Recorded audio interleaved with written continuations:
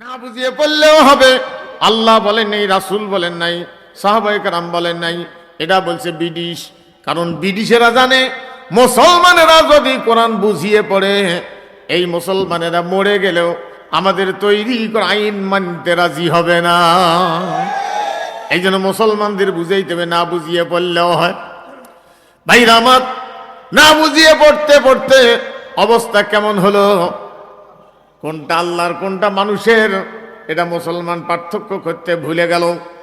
খ্রিস্টানেরা চিন্তা করেছে এমন মুসলমান বানাইতে হবে এরা যেন কোরআন পড়ে যেন চুমু খায়, বুকে জড়ায় ধরে। এরা আবার যেন কোরআনী আইনের বিরুদ্ধে এরা যেন লাঠি নিয়ে দৌড়ায়।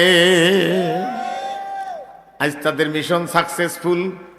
সম্মানিত ভাইগণ, কোন খ্রিস্টান যদি বলে আমি একটা আইন তৈরি করছি আল্লাহর চাইতেও ভালো, আপনারা মানতে রাজি? যদি জোর করি মানায় তাও মানবেন না? হ্যাঁ, এই তো মানবেন না বলতেছেন, মানতেছেন তো। মানি বসিয়েছে, কয় মানবো না। সম্মানিত ভাইগণ, ভালো করে বুঝে নেন। আল্লাহ পাক জানান, ওয়ামা খালাকাতুল জিন্না ওয়াল ইনসা ইল্লা লিয়াবুদুন। আল্লাহ জানান মানুষ এবং জিন জাতি এই দুইটিকে সৃষ্টি করেছি শুধুমাত্র আমার বিধান মানবে উদ্দেশ্যে। কার বিধান মানবে? তাহলে ইবাদত মানে বিধান মানা, ইবাদত মানে আইন মানা, ইবাদত মানে হুকুম মানা, ইবাদত মানে গোলামি করা, ইবাদত মানে আদেশ এবং নিষেধ মানিয়ে চলা, ইবাদত মানে সংবিধান মানা। বলেন তো আমরা কার ইবাদত করি? আল্লাহ। এখান থেকে ওঠার পরে রোডে সাইকেল চালাবেন কোন দিকে, বামে না ডাইনে? আল্লাহ কোন দিকে বলছেন, আর আমরা চলবো কোন দিকে? এখন কার হুকুম মানা হলো, আল্লাহ না খ্রিস্টানের? খ্রিস্টানের। ভাইরা আমার, এই দেশ ছিল ভারতবর্ষ, বাংলাদেশ, ইন্ডিয়া, পাকিস্তান, কাশ্মীর, আফগান। মুসলমান কখন শুরু হয়েছে এই ভারতবর্ষে জানেন? তাফসীরের মধ্যে আছে রাসূল সাল্লাল্লাহু আলাইহি সাল্লাম যখন কাফেরেরা যখন তাকে আবু জেহেলেরা বলছিল যে তুমি যদি নবী হও চাঁদকে দুই টুকরে করে দেখাও, তো এইটা করার কারণে চাঁদটা যখন ভাগ হয়ে গেছে, তাফসীরে আছে, তখন ভারতবর্ষের লোকেরা, মানে ওরা পৃথিবী তো দেখছে, তা ভারতবর্ষের লোকেরা, এই দিল্লির এদিকের লোকেরা, সিন্ধু প্রদেশের লোকেরা এটা দেখিয়ে কয়েকজন প্রতিজ্ঞা করছে যে চাঁদ কেন এরকম ভাবে দুইটা হয়ে গেল, মাঝখানে দুইটা টুকরে হয়ে গেল, দুইটা অংশ হয়ে গেল। এটা খোঁজ করতে করতে পশ্চিম দিকে যাওয়া শুরু করছে, প্রতিজ্ঞা করেছে এটার মূল ঘটনা যতদিন পর্যন্ত উদ্ধার করতে পারি নাই ততদিন আমরা চলতে থাকবো। সৌদি আরবে গিয়ে ওরা এটা টের পেয়ে ওরা এটা বিস্তারিত শুনে ওখানে মুসলমান হয়ে চলে আসছে কয়েকজন মানুষ, এই মুসলমান শুরু। সম্মানিত ভাইগণ, আস্তে আস্তে মানুষ মুসলমান হয়ে এই ভারতবর্ষ, বাংলাদেশ, ইন্ডিয়া, পাকিস্তান, কাশ্মীর, আফগান, গোটাটা ছিল একটা দেশ। কোরআনুল কারীম 650 বছর পর্যন্ত ক্ষমতায় ছিল। বড় বড় কোরআনের জ্ঞানীরা রাষ্ট্রীয় দায়িত্বে ছিলেন। সম্মানিত ভাইগণ, কোরআনের জ্ঞানী যারা, আমরা আলেম মানুষকে, আলেম মানে জ্ঞানী। খালি একজন মানুষ পাঞ্জাবি লম্বা করলে জ্ঞানী বলা যায় না, আলেম বলা যায় না। তার কাছে জ্ঞান থাকতে হবে। কিসের জ্ঞান? মানুষ বাঁচার জন্য যেগুলো প্রয়োজন, বুঝছেন না? প্রথমে একজন মানুষ জন্মিয়ে কিসের প্রয়োজন?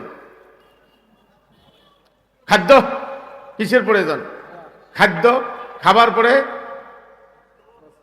বস্ত্র, স্বাস্থ্য ভালো থাকার জন্য ঔষধ। সম্মানিত ভাইগণ, তারপরে তার খাদ্য, আবাদ, কৃষি। সম্মানিত ভাইগণ, ভালো করে বুঝান।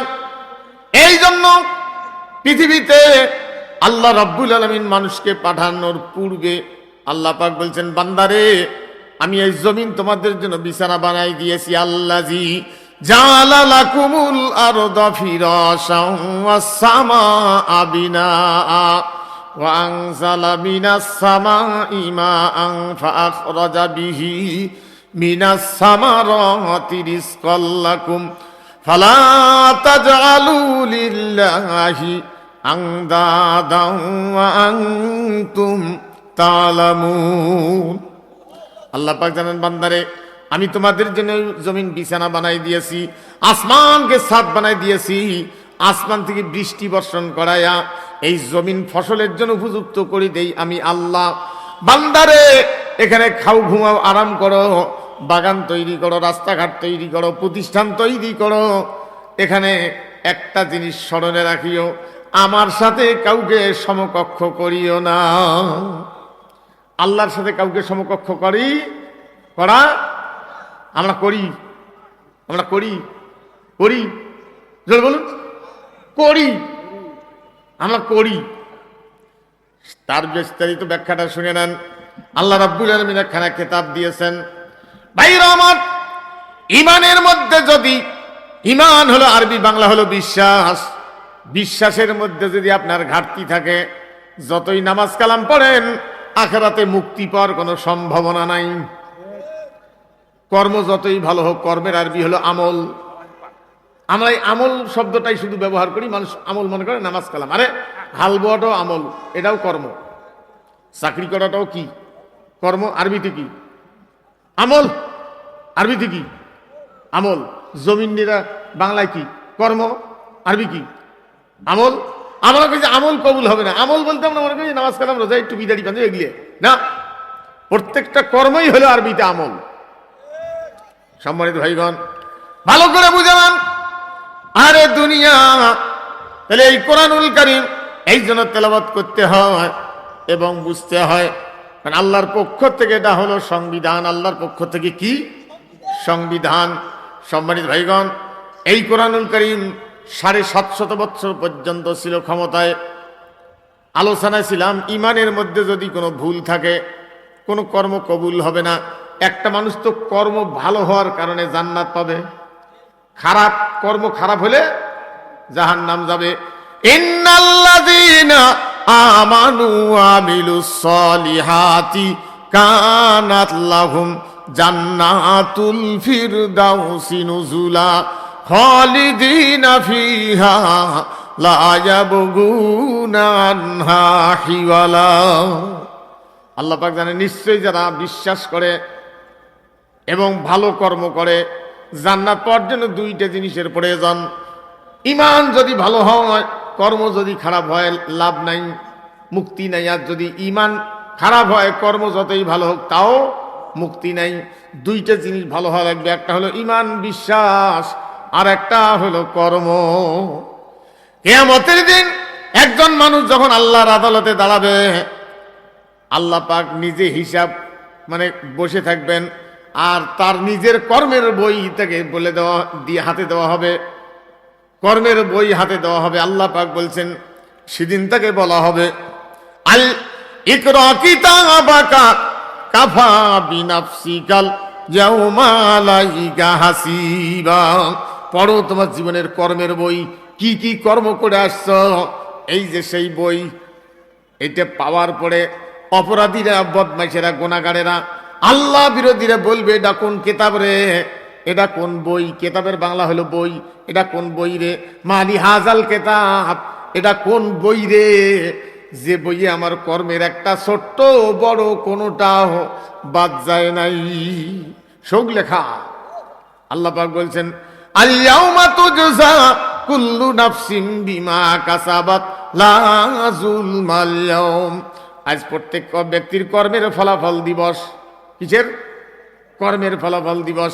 লা যুলমাল ইয়াউম, কোন প্রকার জুলুম করা, অত্যাচার করা হবে না।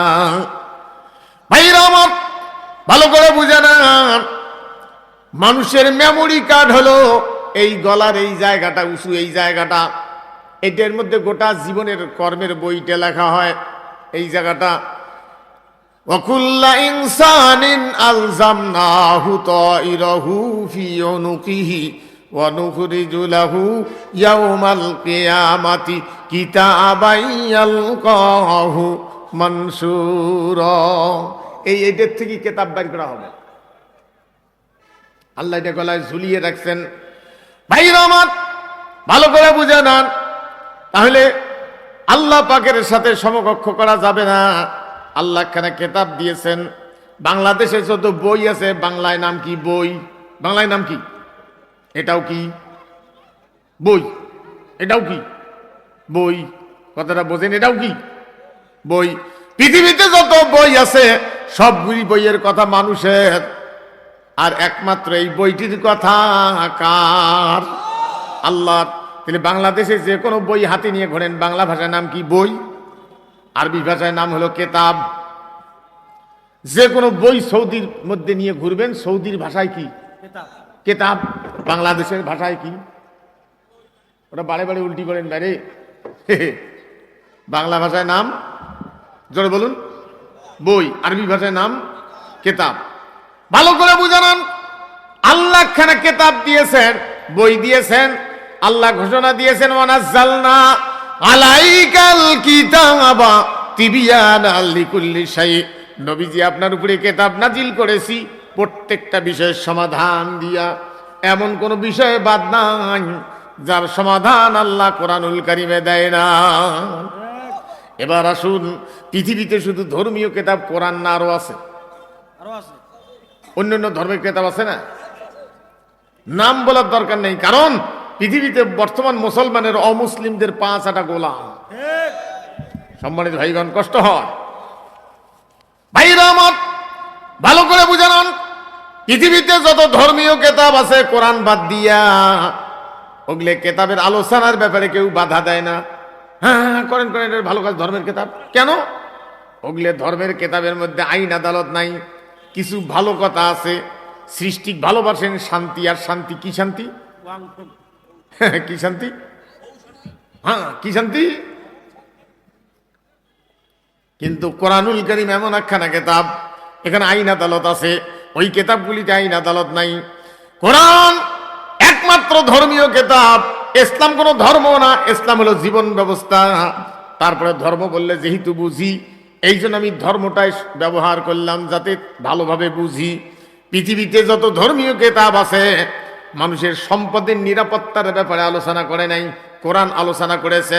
কোরআন বলছে রাতের আধারে দিনের আলোতে প্রকাশ্যে গোপনে গাইজ জোরে এসির মধ্যে বসে দেশের টাকা বাইরে পাচার করে যারা চুরি করে খায়, যে ধরনের চোর হোক না কেন, যদি ধরা পড়ে প্রমাণ হয়ে যায় তার কি কাটি দাও? কে কেটে দাও? হাত কাটি দাও। আসারিকু আসারিকাতু ফাকতাউ আইদিয়াহুমা জাযাআম বিমা কাসাবা নাকালাম মিনাল্লাহ ওয়াল্লাহু আজিজুন হাকীম। চোর ধরা পেলে কি গাড়ি দাও? ভাইরা আমার, আমি বলবো না অমুক পার্টি তমুক পার্টি, তা বলবো না। ভাইরা আমার, এই আইন যদি আজকে থাকতো, শুধু কি মুসলমানদের মালের নিরাপত্তা বাড়ত? ন মুসলিমদেরও বাড়ত। সেই জন্য কবি বলছেন, কেবল মুসলমানের লাগিয়া আসেনি কে ইসলাম, সত্যে যে চায় আল্লাহ মানে মুসলিম তারে নাম। হুদাল্লিন নাস, সমস্ত মানুষের জন্য আল্লাহ কোরআন নাজিল করেছেন। সম্মানিত ভাইগণ, তাহলে কোরআন যে কোনো মানুষের সম্পদ। আপনি হাজি হন, মৌলবি হন, আর কি হন, যে কোনো ধর্মের, যে কোনো বর্ণের, গরিব দুঃখী ইতিম মানুষ, যে কোনো মানুষের সম্পদে যদি অন্যায়ভাবে আত্মসাৎ করার জন্য যদি হাত দেয়, আল্লাহর বিধান হলো সেই হাত কি করো? আজকে বড় বড় এই আইন যদি আজকে থাকতো, কত বড় বড় নেতার হাত কাটা যাইতো।